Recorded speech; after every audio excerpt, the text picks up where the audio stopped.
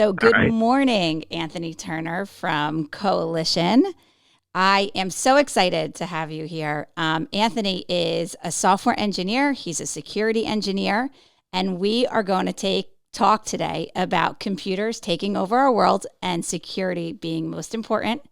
We're going to talk about so many points of entry within an enterprise, but how do you give thought leadership to operationalize platforms or software that you're installing in the enterprise? And how do you really look at talent and what do we need to do with the talent that we have to make them better and to really focus on, solving problems, being tactical, right?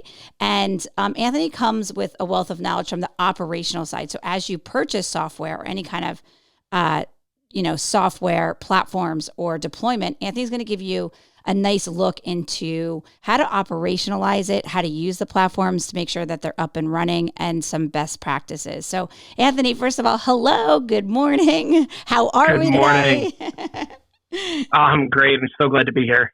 Well, I'm ecstatic to talk to you. Just because you come from big tech and now kind of working at this smaller. I would say, are we a startup at this point? Yeah, I would say, yeah. Okay. Well, why don't you give like a quick pitch, first of all, about Coalition, where you guys are on your funding rounds and what are you guys doing in the marketplace as it relates, to IT and technology? Absolutely. So Coalition is a cyber insurance platform. We're currently Series E funded. Congratulations. And basically what we do, thank you very much. You're welcome. Basically what we do is we try to help mostly mid-sized companies track their cyber risk and insure them against serious incidents like ransomware, for example. It's one that kind of comes up in the news a lot these days. Cost has doubled in ransomware attacks. It's about $2 million per incident nowadays.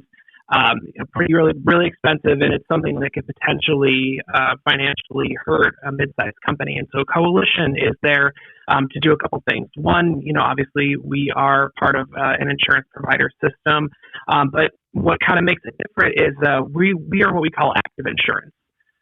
So that means that we are actively monitoring the open internet for new vulnerabilities. We're able to watch what your company looks like as it is exposed to the internet, so your assets, your web servers, and things like that. And we're able to proactively understand the risks to your assets using the information that we are able to gather from other public sources. And so we can let you know, hey, you're running this piece of software that has this vulnerability that's been exploited in the last day. You should probably close it. And so that helps us with the process of quoting, that helps us with the process of, ongoing work. And then Coalition also provides an incident response team to these companies that work with us so that if there is an event, if there is a problem or something like that, you have access to the proper expertise to come in, help you fix the problem, help you remediate, and then help you then get you on your way so you're in good shape afterwards. So, Anthony, do you bring in your company kind of, obviously prior to a breach, you would have some kind of retainer or monthly payment that you pay your company for these services? And so when would you engage someone like Coalition? At what point, do you start thinking about, hey, I probably need this retainer in place? Like, is it a certain company size that you feel like is a good fit? Is it that, we're getting more attacks from Russia? Like, what would be a good indicator to a company to say, hey, this is something that I really need to put in place? I will say kind of the standing line among most security experts, at least right now, is yes, we are at a higher risk in general across the world for cyber attacks. We've seen them be on the rise over the past 2 years, an exceptional amount. And so it is worthwhile to kind of invest in your security posture and understand that cyber insurance is the right thing for you. In terms of size, it's actually kind of hard to say.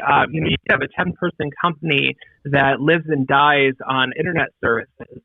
And if something, gets attacked or taken down or something like that, that can bankrupt your company and impact your days potentially. So, there's that side of it. And then if you have, I'll say, less internet-focused company, where your biggest asset is your internal network, it might be a little bit longer before you decide you wanted to try to get some sort of cyber insurance around it because you are aware that you have less of a platform to attack.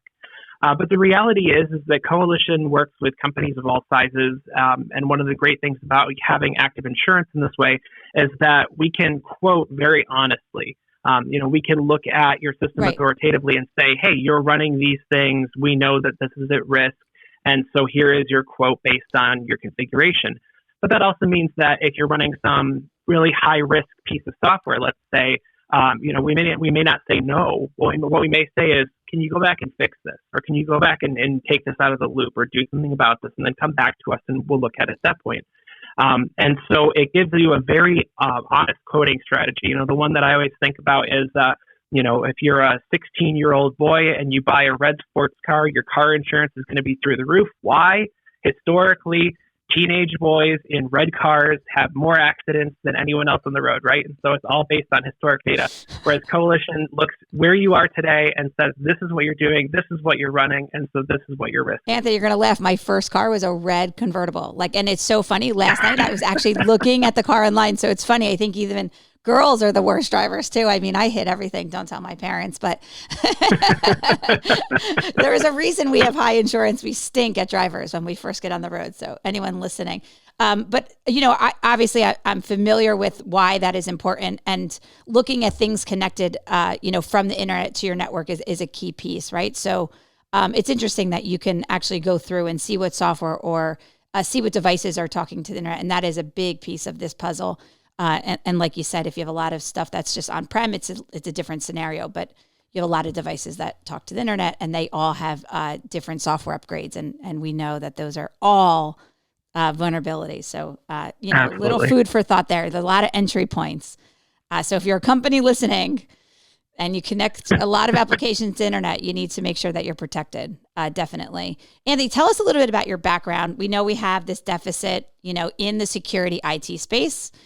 We are trying to attract more talent, but talk to us maybe about the attributes of someone's personality that you would say that might be a good fit, or maybe, why were you interested in this field, and where did you come from? You're an expert. You've been recommended, right, to us and to talk to me. You are an expert. Kind of shine a little bit for us here, and then, try to maybe attract some talent as we're listening and talking.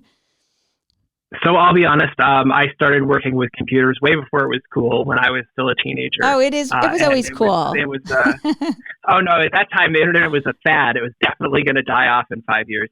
Definitely. But I started working with computers really early, and I got into security mostly because I thought it was a really interesting way to look at problems. There are people who build things, there are people who destroy things, there are people who protect things. I like building things. I like protecting things. I mean, I'll be honest, I've got a little bit of a destructive streak in me. I think most security people are like that. Yeah. And I like talking about things. So, we all come from different sides of the house, right? So absolutely. And I think the biggest thing that I would say in terms of security people who are working, kind of on the side of the industry, the protect side of the industry, is to make sure that you kind of have a good set of morals that you're standing by. I think when you're handed the keys to the kingdom in a lot of these companies, which when you're working in high security positions, frequently that is exactly what's happening. When you're handed those keys, you have to really be cognizant of your responsibility in having that privilege. It means thinking through all of your decisions, but it also means things like thinking through what your attack vectors might be. For example, if you're living in a high rise, you probably want to make sure your Wi-Fi is secure, because you don't want somebody getting into your Wi-Fi and then using that as a jumping point to get into, some assets that you might have the keys for. And, some people might look at that and say, that's, ridiculous. That would never happen. The reality is, it happens all the time. Larger scale attacks, it happens all the time. And so, having a good understanding of that is really super important. But kind of beyond that stuff, a lot of it kind of comes down to the way that you think. You mentioned thinking tactically earlier, and that's really exactly what it is. It's about thinking about a problem from all sides. One of the things that I really feel like when I look at security, when it comes to application software security, is that a breach in security is the difference between what was intended and what was implemented. When you're writing software, no one intends to say, well, if you send a 0 in here, then everything's going to crash. No designer is going to say that unless they're really strange. But, if the person who's implementing it doesn't understand necessarily that that's the case, it's easy to accidentally create a problem by either a lack of understanding or a lack of thought about the problem in that way. And so a lot of security really comes to, can you look at problems in a way that other people may not? And that really is where a lot of the value of especially specific, like security specific people in this field comes to. Right. And that's a good point. Like you kind of related to the person. Like if you solve problems, on your iPhone, or you solve problems in your home, if you're looking at connection points in the internet, and you're kind of tactically working through a problem, right? Step one, it doesn't work. Step two, kind of, if you have that mindset, so maybe, if we're just kind of talking about some attributes of a personality, if you're that problem solver that, you kind of don't quit until it is fixed, or it is protected, or it's working properly, or it's up and running, technology might be the space for you. Right. And I think that's kind of where we all live and we work, right? We like solving problems, and we get excited when the problems are more complex. But there are a lot of solutions to solve problems, and there's a lot of resources out there. And so, as you get into this field, you kind of can land where you want. There's so many opportunities, I would say, especially, as I see it. Anthony, you came from big tech. I'm in big tech, right? One of the big 4 or 5, Microsoft, we like Cisco, or, we have Amazon now, right? And Google, like these are big providers in the cloud, internet space, protection, security. Give us some, maybe best practices as you were working on this operational team deploying technology. What do customers, if you could give customers advice about deploying security products, what advice would you give maybe an executive listening? Well, the biggest one, and you kind of alluded to it again earlier, is points of entry. One of the hardest things to think about, especially when you get into very complex systems, is how many different parts of different industries you're reliant on in order for something to work. For example, you have a corporate network that runs. We have tons of examples. But if you're on a corporate network that runs, let's go with Cisco hardware, right? Yes. You're relying on Cisco at a certain level to do their jobs correctly, make sure that their hardware is secure, their software is secure, that it's not going to let something into your network. And that is a best practice that we, coming from my point, that is part of our lifecycle management. We work with code. We make sure that corporation is up to code on all their devices. That's part of what we do from a day-to-day. So, if you're working with these big tech firms, make sure you work with your account teams. And that's part of, your strategy for the year. So that's an important piece. Funny that Absolutely. We don't normally bring attention to that. So, yes. Well, and, it comes down to everything, right? Your HR payroll systems, that's another point of entry, right? You probably outsource to something else. You probably don't do that in-house, or at least don't use all in-house products.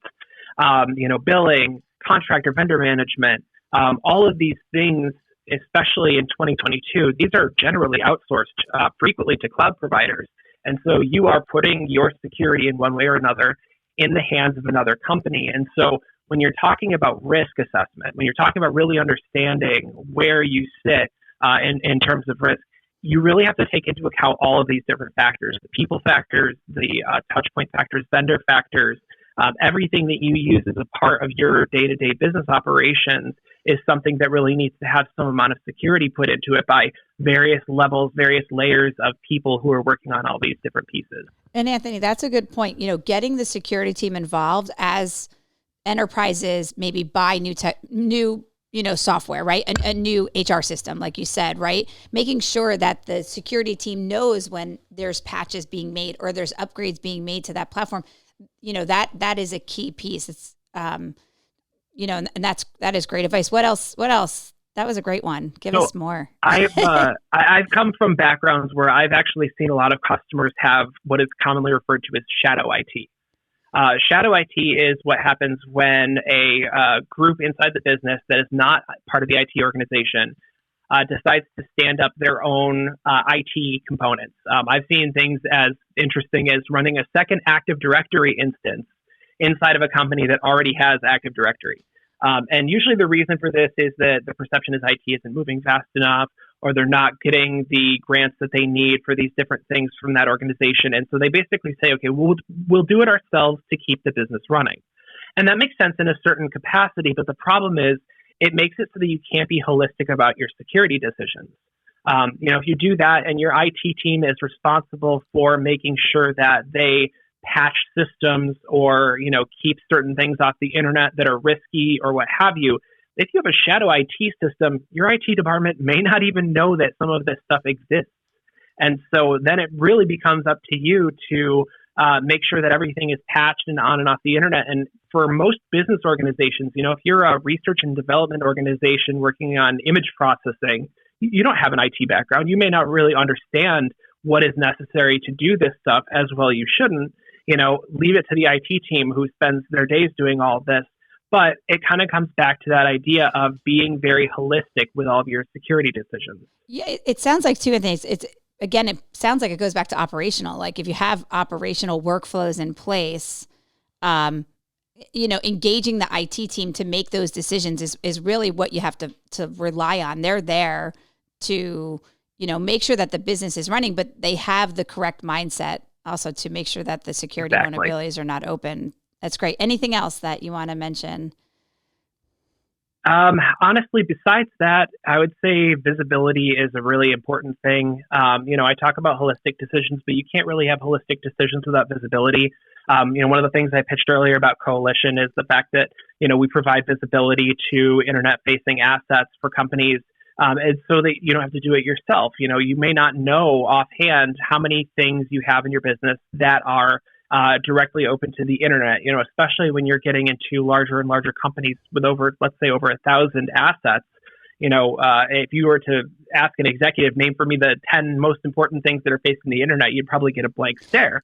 And that's to be expected. How do you see all that? How do you do that from a visibility standpoint? Are you looking at kind of, IoT software to identify all the assets that are hitting the internet, or is it, your proprietary software that identifies all the assets?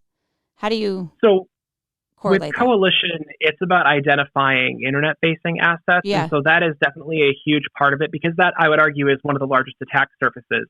But internally, one of the things is having enough visibility in everything that you do. So Active Directory is a great example that a lot of people go back to. It gives you a lot of visibility into your servers, your workstations, your users, because all of these things are linked up and talking to a central server that can do logging, and you can do audit trails and tracing in case there is some sort of breach, to go back and figure out when it started, what it affected. All that stuff is very important, and that's why visibility is important. But even beyond that, some of the things that people frequently think about, you actually brought it up with IoT devices. Great example. That's where I live a little bit. So HVAC systems is an example that I absolutely love to use in this one, because you would be surprised how many HVAC systems have internet-facing control panels. And this is not a joke. If you actually go into the Coalition software, which is Coalition Control, that's the platform that allows you to kind of look across the internet and see these risks, you see a shocking number of HVAC systems that have control panels that are just open websites. Not even a username and password. It's just, what do you want the temperature in this building to be right now, a random person on the internet? And it's things like that, having visibility over those types of resources and assets, that becomes really important, because frequently it's the things that you least expect that are really the biggest vulnerabilities in your organization. And they give another example. The HVAC system obviously resonates with me because I've heard that before. I know other examples. I mean, I work with a lot of hospitals, so a lot of medical devices that are just outdated, that are not running code and not running the code. What does that do when you don't have that code? What vulnerabilities does that cause for the corporations? When you don't have the kind of, like, if you don't have the visibility or the upkeep, let's say upkeep. Yeah, that's probably a good word for it. It's good. Let's say upkeep. Like, talk about the vulnerability that just happened, a month ago, if their code wasn't upgraded, or they didn't push out the latest code right away and you didn't know the device was there. What would that do to the enterprise? Or why would that cause an issue? So the big term in security is called lateral movement. Okay. And it means that you enter in some part of a system and you move from that system to something else. And so, let's say you have home automation type of devices inside of your office, Hue light bulbs or things like that. Yep. These things potentially are internet facing so that you can have control over them. However, if someone manages to break into the interface that does something as simple as turn your lights on and off, they can be behind the firewall of your network now. And so for a lot of companies, when you breach that perimeter in any way, even if it's that simple, it means that you have evaded a significant portion of their security, because most enterprises put their focus on security at a perimeter level. So that's the trick, right? Is to get around the perimeter. Once you're back there and you're behind that level, getting into anything means that you can potentially move to any other device, because there's significantly less security, significantly less protection, and you get access to those assets that might not be internet facing, but might be running older pieces of software. And so now that you're on that private network, you can exploit that, move from computer to computer, steal user credentials, and it becomes kind of a game of whack-a-mole when you have a breach, which is why visibility and audit logging is so important, to make sure that you understand what all of this hit and where it came from. Like you're right, and Anthony's saying, you're kind of relying on Hue to give you those software upgrades, right? You're relying on them to push down the latest code. But what Anthony's saying is, if there's like an opening, then they can get to the HVAC system. Then they can just keep jumping, because we know that there's openings. We know that they are going to get in. It's how far can you push them off, and how you make sure that they don't infiltrate the core or the data, or then we're in then we're going into some bad areas. Yeah. And the reality is, for most companies, is that it is very expensive to do internal protection. I mean, if you're talking about layers of networks or layers of servers or layers of rights or whatever, that does drive cost up, probably pretty naturally sounding. And so it is understandable that the perimeter is where most of this security lies, but it does kind of reinforce that whole point that you really need to try to make sure that your armor is as solid as possible as far as the internet is concerned. Yeah, and you really need to make sure you know what's hitting from your network to the internet. You have to make sure, and what companies, and ask them, how do they do software upgrades? How are they pushing? What if they get breached? How are they informing you of a breach? So maybe, think about communication both ways too. Yep. It's a big puzzle, right? It's a hard puzzle to put together, like we're saying, but there are ways, there are workflows, talk to companies, and get their opinions on how to do it. There's a lot of information out there. We don't want to scare everyone. We're like, everything's getting breached. No, we're not there yet. But we know they're coming. Unfortunately. Right, but we know their company. Maybe talk about what was the big breach that just happened about 2 months ago? The JD for what was the Log4j. The Log4j. There we go. So Log4j. Yeah, and I was going to give that example because when we're talking about software upgrades, that was a big one. We all were talking about it. We pushed out code. I know my computer had to get updated. My phone had to get updated. Everything that I was working on that hit the internet, they were pushing out updates really fast. So kind of maybe talk through, how does that work from an operational standpoint, and maybe what that breach was, because it was big.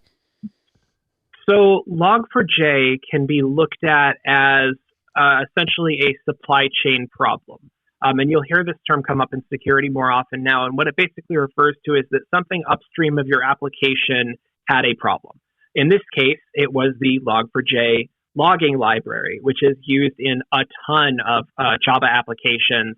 And ports of it are used in other languages as well that had to be checked for the same vulnerability. But what it means is that the applications that end up using that Log4j software, they are susceptible to the vulnerabilities that occur in Log4j. So, if you have 100 pieces of, enterprise software that use Log4j, if there's a vulnerability, it is very frequently up to the maintainers of that software to see that there is a vulnerability in Log4j, to start using the new version of the library or mitigate the risk in some other way, to try to keep the exploit from becoming a bigger problem.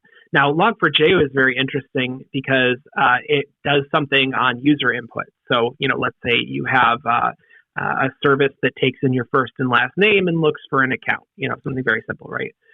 You could send a specifically formatted piece of text as your name and have that server go do something that you are telling it to do by sending that specific payload of text. And that was literally what the Log4j vulnerability was doing, is it was allowing people to take control of these servers running these pieces of exploited software and have them go and do other things. And now just briefly, won't go too deep into it, but kind of going back to our discussion about breaching the perimeter, that is a huge perimeter breach for a lot of companies. And so what the risk was for Log4j was the ability to access internal assets, internal data, other services that could be used to acquire billing details or social security numbers, depending on the company. That was what was really at risk with the Log4j vulnerability. That scares me. And obviously we went through it. First of all, that scares me that it happened that fast, and it was obviously, it was getting into internal data really fast, and it was queuing up obviously systems and obviously causing a lot of problems, which we heard about. But Anthony, from an operational standpoint, how does someone then correlate all the pieces that connect to the internet? How would someone look at that? Like, how would I even know, where to start? What would you do if you were in those shoes and you were kind of running that enterprise? How would you help customers, making sure that they had that software or the latest software that they needed? In a perfect world, your IT department kind of has almost what would look like a tree of what you're running in software and what it's dependent on. Because the reality is that tree is, 10 or 15 layers deep frequently when you get into really complex software of things that inherit other things, right? And so it's very difficult to realistically or a see. tree or connections, and we talk about that. Exactly. Yes. But the reality is that, you really can't know that. And a lot of companies, they don't divulge that. Tell me what libraries are running to provide your car's infotainment system. There is a way to find that out. You can go to the licenses file, but then you have to page through and figure out all the things that are on there. And so it's a process, right? But not all companies will publish that information, which means that you may not even know that some piece of software is inheriting something that had a vulnerability. So kind of going back to reality here is you have to have a good strategy for how you scan these pieces of software, these assets, again, mostly that are internet facing, to make sure that they are not vulnerable to this. And so one of the things that happens when a lot of these large exploits come out is security companies like Coalition jump to it, and they create proof of concept exploits to understand how to exploit it and then how to detect it. Go out to our Coalition customers and say, hey, we know you have these 10 web services running. We've run our Log4j scans against it. 3 of them have a problem. Here's what we suggest that you go patch. And the reality is that's the more realistic strategy that you have right now. Obviously everybody would love to know all the information about all the software they're running, but you kind of have to go back to being proactive about your scanning procedures and making sure that you're just consistently testing for these things that are kind of happening out in the wild. It's hard. And I think to what your point, communication is key. You have to make sure that you're staying up to date, and someone like, a company like this, you would have that entry point, you get that knock on the door. Hey, we need to check and scan and see what's open or not. I mean, communication, and we always talk about it, right? You got to stay up to date. And if there is a vulnerability or you heard about it from Coalition or from Cisco or whoever you're working with, heads down, get everything updated, make sure all code is updated. And there, you just can't you don't want to let anyone in, because once they get in, then then your insurance policy is really going to go into effect. Well, hopefully not. Right, absolutely. Right. Talk about ransomware a little bit. That's a big topic. Obviously, we do some, you could do these pen testings to make sure we don't click on websites we're not supposed to. I think I failed a few times, which, I think that's the point. But talk about how bad ransomware is. Maybe give an example or two. And what really happens, and maybe some advice you could give to end users, right? Like, even from a personal standpoint, like, don't click on a bad website. Like, if you get the text that blah, blah, blah is being delivered, or you want a new vacuum, you probably didn't win the new vacuum. Yeah, exactly. So ransomware in general relies on that concept I was talking about earlier, lateral movement. Yep. So it infects one thing, and then it uses the information on that one thing to move across different parts of a corporate network, spread itself, Sometimes it uses vulnerabilities and exploits. Sometimes it steals user credentials. There are a lot of different ways that it can move across the network. But the objective is spread as widely as possible. And then in the cases of most ransomware, it is encrypt all the files, or at least all the usable files, on a hard drive with a key that the customer does not have access to, that is, owned by the ransomware group. And then they are essentially extorted for money to get the decryption key for those pieces of data.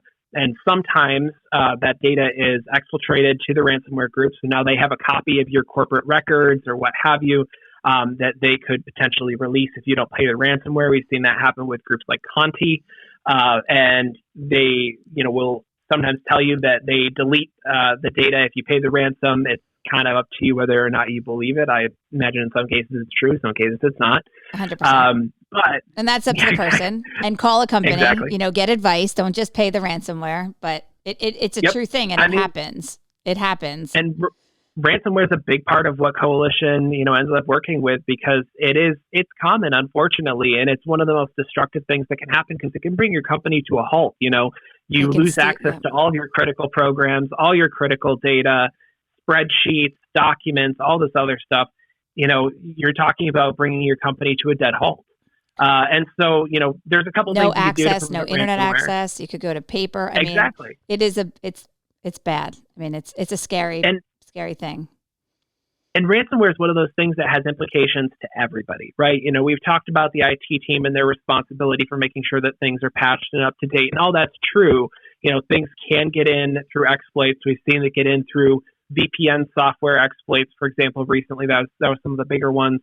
But it also comes down to end users. Phishing is still one of the largest ways that any sort of attacker gets into a network. And that is reliant on sending a user a fake email, sometimes it's an SMS, to try to get them to click a link, download a piece of software and run it. And that's relatable to the whole train of dominoes there. Yeah, and that's relatable even to your personal email. Like it doesn't matter if you're inside a corporation. It's worse if you're not, right? If you're even just an end user and they want to get to your banking data. Once they get in, they're in and they can see everything you're doing. So, just be careful. Check the email address. Just kind of do your due diligence. You have to these days. Yeah. And one of the scariest things about kind of going in this remote first or hybrid more work style that we've seen in the last couple of years is that people's computers in their houses have, kind of this awkward position of a lot of people use their work computers for personal things. And by that, I mean, like banking or checking your email, talking to your mother, whatever, that all happens. I talk to my mother every day. No, I'm just kidding. Talk to your mother. That's right. That's how we get over here. But it means that those computers have a bit more of a fuzzy look as to the impact on ransomware. But the reality is you could be sitting at your home office desk and you could, like you said, get an email saying you want a free vacuum cleaner, and you could click on it. And yes, it might encrypt your computer that's sitting on your desk. It might also use your connection into your enterprise to spread itself into your company and infect other users that way. And so it does become a responsibility of everybody in the company to try to do their due diligence. One of the things actually we've seen commonly recently is an email or an SMS that claims to come from the CEO of your company that says, hey, please contact me immediately, or hey, do this, I need you to do that, whatever. Let's be honest. He doesn't send you a text, or she doesn't send you a text, right? Probably not. Right. I would hope not. I don't want to get a text. That'd probably mean I'm in trouble. So. Use your in-band office communications to double check if you're really not sure on this stuff. But the overall takeaway is do due diligence when it comes to trust, because trust but verify. Yes, trust, verify. Use these dual multi-factor to get into websites. Use encryption for passwords.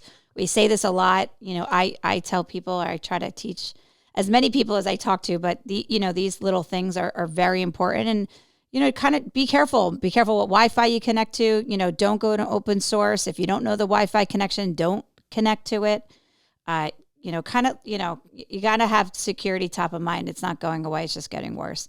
Anthony, talk a little bit about, how bad it is right now in Russia and what's going on there, and how, that they're really hitting us hard right now. And I just want to, kind of plug it a little bit to keep it top of mind. So. Yeah. So what I can say about that is that, from both the Russian and the Ukrainian sides of this, you have activist groups, it's actually called hacktivist groups because they are hacker collectives that generally are aligned with some sort of governmental interest.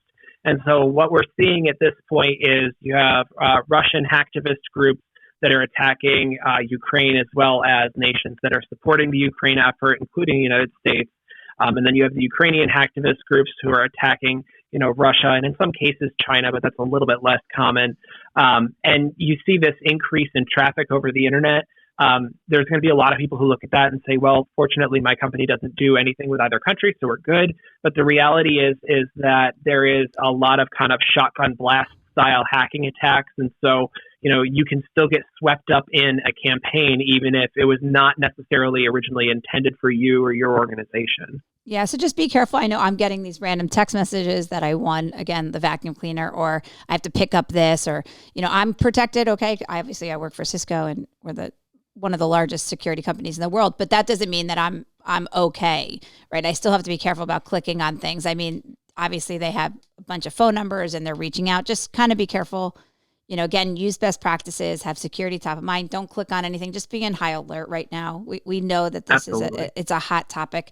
Anthony, any last words? I think this was a great conversation. I didn't realize, I'm learning about the insurance business of security, which, to me makes so much sense and is so important because if there's a breach or your company goes down, who do you call? It's kind of like calling Ghostbusters, right? It's like picking up the phone and knowing that there's a team that could come and help you. And, it's the 911 of, I have just gotten hit. I'm locked down. I can't get to anything. I'm getting, this red button in my computer. Who do I call? And I think this is such a great, offering. I really do. So congratulations and raising money, and you guys are coming, Thank you. You're coming up in the market. So that's exciting. But anything you want to add? What I would say is just kind of remind everybody, the world is becoming a digital first economy. The estimate is that 65% of global GDP is going to be digitized by the end of this year. That's a huge number. And we see security attacks only climbing, ransomware attacks only climbing, and having a good plan, potentially including Coalition's active insurance system, is really what's key to understanding your risk, being able to recover from an incident, as well as, like you were saying, kind of having that 911 emergency response team to come and help you out where you may not have the expertise immediately available in your company to work on things. One of the things that Coalition we're really proud of is that 75% of the time when we have a funds transfer fraud that occurs, whether that be from ransomware or something else, we're able to get 100% of that money back. And we also have, we know that about almost half of our incidents are resolved at no cost to the end company at the end of it, after the incident has been triaged and the ransomware has been removed and all that other stuff. So, I'd like to think we have a great track record, and that we can really be there to help these, small to mid-sized businesses be much more successful. And I say that, by the way, just because the large companies like Microsoft, Cisco, Google, they all have their own insurance companies. They're basically self-insured. So they have this too. It's much more expensive for them to have it. And so, your 500-person company can't really afford to be self-insured most of the time. And that's really where we step in with a lot of this cyber insurance, and especially the active insurance offering. Yeah, it's great. It's kind of like, you get in an accident. I know, I got in an accident recently and I didn't even know what my step one was, right? So it's kind of like that step one of who to call. And I feel like if you think about that and you kind of take a step back, it's definitely important. And you guys really could come and help companies out, right? You're a huge benefit. So Anthony, thank you so much for being on the show. I feel like the listeners really can understand where you're coming from. I mean, you taught them so much, kind of giving best practices and giving that operational deployment mind and what to do with software and deployment and communication, I think is all key. Any last words? Just remember, it really is everybody's responsibility. Use different passwords for different websites, use multi-factor authentication, Yes. all these good security practices that everybody should be doing nowadays, especially as the world is becoming much more digital. And remember, a lot of things at the internet, a lot of digitalization. There's a lot of holes, there's a lot of openings. So figure out what's hitting your network and protect yourself. So Absolutely. definitely, it is your responsibility. You're right. Again, thank you so much. Have a wonderful day. This is the Motivity Podcast with Danielle. We had Anthony Turner on from Coalition, and we hope that you enjoyed, because this was an awesome show. So have a great day.